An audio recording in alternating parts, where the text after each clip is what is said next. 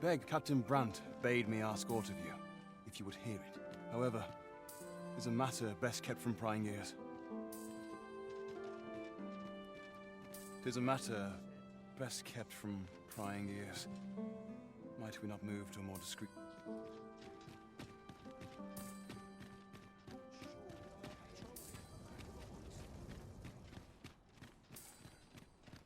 Firstly, pray, take this.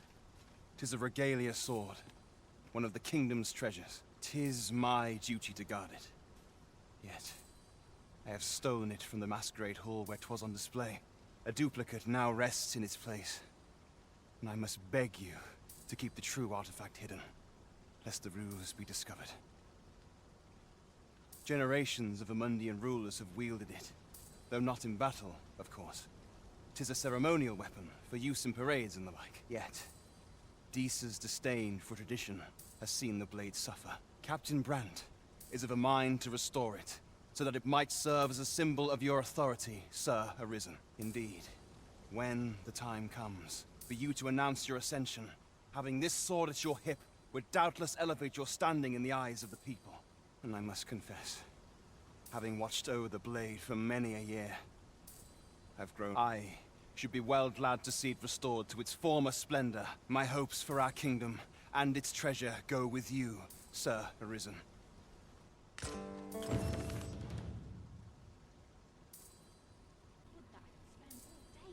There's a ladder here.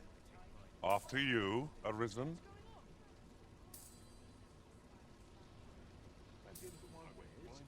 Hey? Got a blade what needs fixing, do ya? Hand it over. Where'd you find this ancient thing? I can scarce see the steel for all this rust. But hold a moment. Isn't this a regalia sword? The state of it. Blades like this were ne'er meant for battle, sure, but this one's been ill-treated.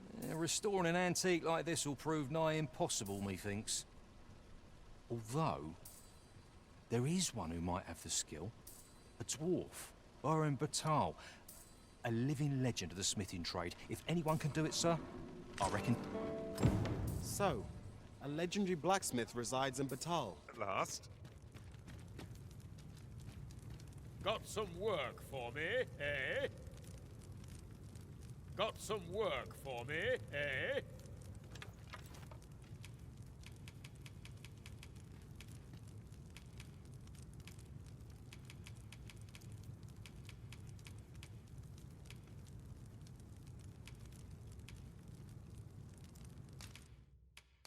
Don't look at me.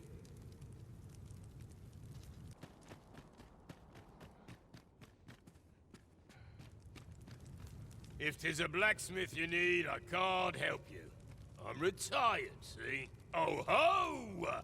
'Tis a regalia sword you want restored, is it? That's a first. All right, give us a look then.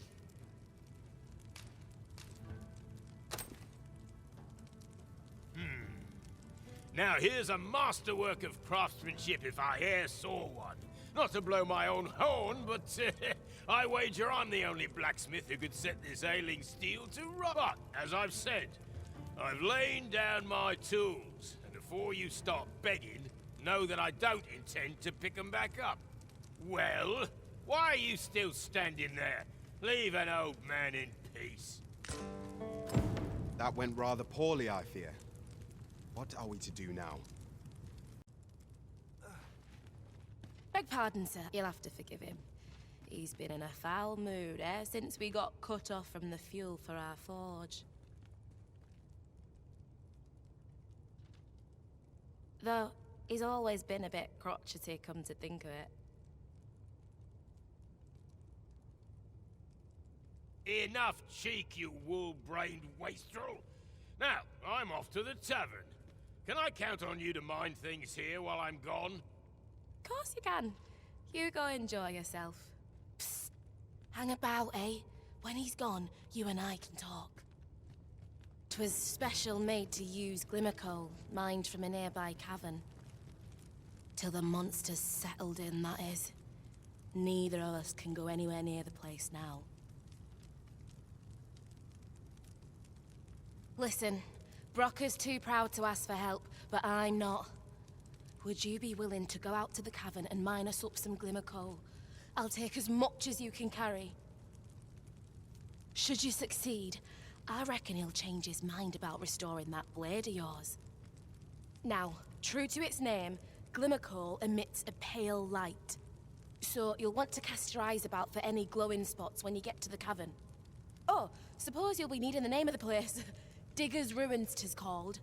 I'll count on you to bring lots of the stuff back.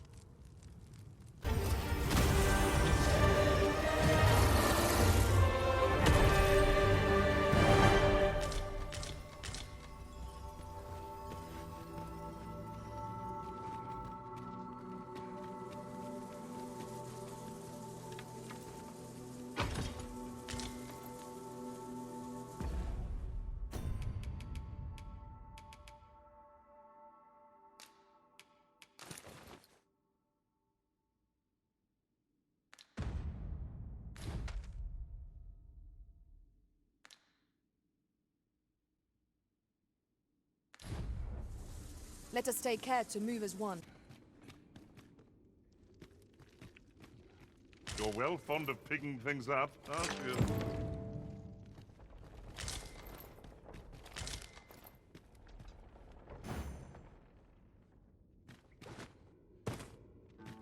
My magics are... Ace. What's more, only a select few are granted entry. 'Tis all very... You're back! Have you any Glimmercoal for me?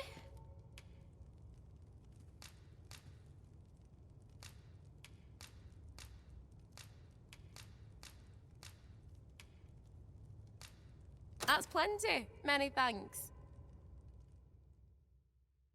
Brocker, we've got more Glimmercoal. Now we can reignite the forge. 'Tisn't the forge what needs igniting, girl, but your fool ears.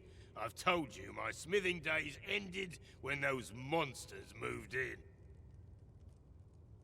I've no use for Glimmercoal anymore. I'm done. I'll not hear another word about that rusted hunk of steel.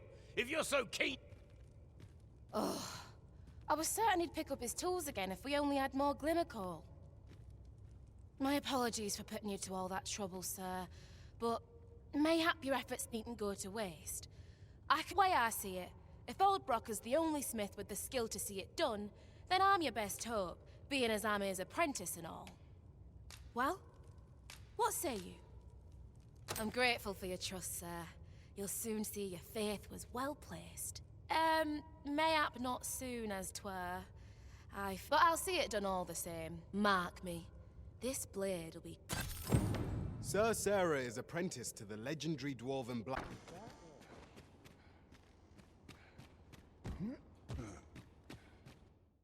We must rest. Though...